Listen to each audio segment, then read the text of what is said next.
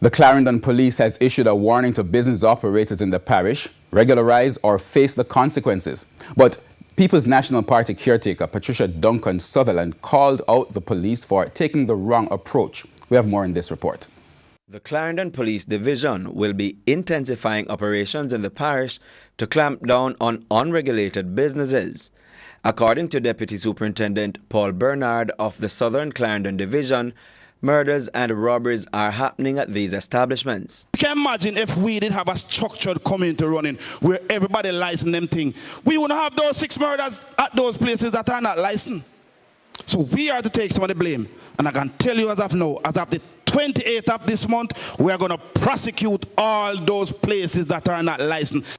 According to the Lionel Town Police, there are more than 500 bars, restaurants, grocery shops, cook shops and other commercial entities in southern Clarendon, several of which are not licensed to conduct the trade they're engaged in.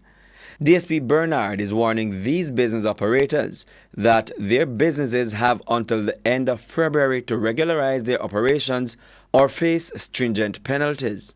All the hairdressers, the barbers, the jerk centers, and all those car washes that are not licensed, and the worst if you're a thief JPS light, we're going to prosecute you because we have formed a collaboration with JPS and the health department, and we'll be coming at you. You must pay Bacra tax. The Bible says, give Caesar what due to Caesar. But PNP caretaker Patricia Duncan Sutherland is taking issue with the police position. She says while she agrees with the police taking action to clamp down on illegal businesses, their approach is too aggressive. She suggests that the police should work with the health department and the public safety department to sensitize illegal business operators. She believes that through such a partnership, these business owners can be advised about regularizing their operations and given a grace period before harsh actions are taken. If we are talking about regularization, let's make it affordable for them to regularize if that's what we really want. Because you can't tell a man who cannot make 2 ends meet. You don't want to turn him in a goat thief.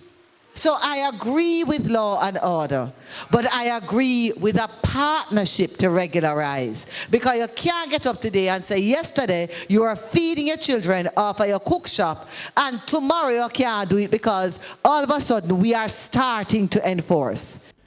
Prince Moore, TVJ News.